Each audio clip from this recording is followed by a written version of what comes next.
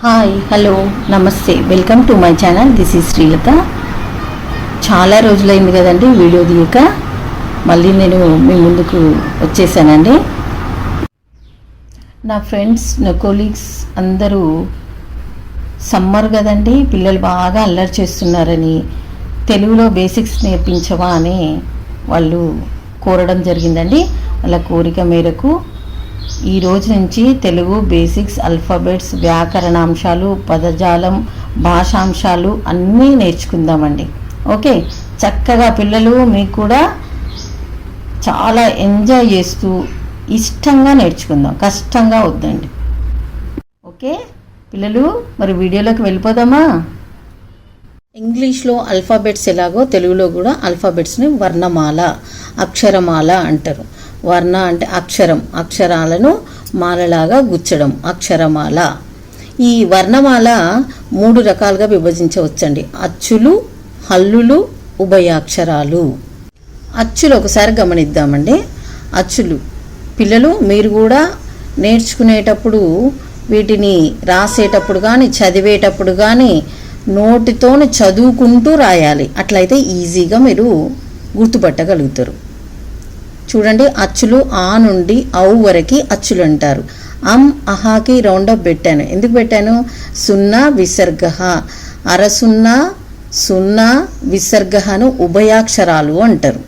Okay, అవి అచ్చులలో వాడతాం, హల్లులలో వాడతాం. కాబట్టి ఉభయ అంటే రెండింటికి వాడతాం కాబట్టి వాటిని ఉభయాక్షరాలు అని అంటారు. అందుకే అచ్చులు ఆ నుండి అమ్మహా వరకు అని రాస్తుంటారు పిల్లలందరూ. అలా రాయకూడదు నాన్న. ఆ నుండి ఔ వరకు అచ్చులు అంటారు.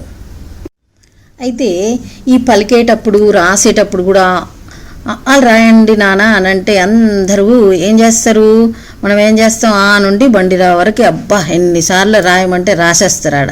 అలా కాదు నాన్న, నాతో పాటు మీరు కూడా మంచిగా ఎంజాయ్ చేసుకుంటూ చక్కగా ఆడుకుంటూ నేర్చుకుందాం మనం. ఓకే, ఇట్లా చిటికేసే లోపల ఆ దీర్ఘం సాగదీయటం, దీర్ఘంగా. ఈ చిటికేసే లోపల ఈ సాగదీయటం, దీర్ఘంగా. ఉ మళ్ళీ చిటికేసే లోపల ఊ, రు, ఏ, ఏ.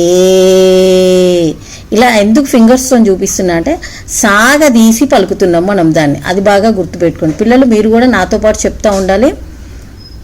ఐ, ఇది కూడా దీర్ఘాక్షరం. ఓ, ఓ, ఔ, ఇలా. నెక్స్ట్ ఆహా. Okay, right. నెక్స్ట్ ఏంటి మరి? అచ్చులు అయిపోయినాయి కదా, ఇప్పుడు హల్లుల దగ్గరికి వెళ్దాం. నెక్స్ట్ ఇప్పుడు పిల్లలు అందరూ నాతో పాటు మీరు కూడా చెప్తూ ఉండండి. హల్లులు ఏంటి?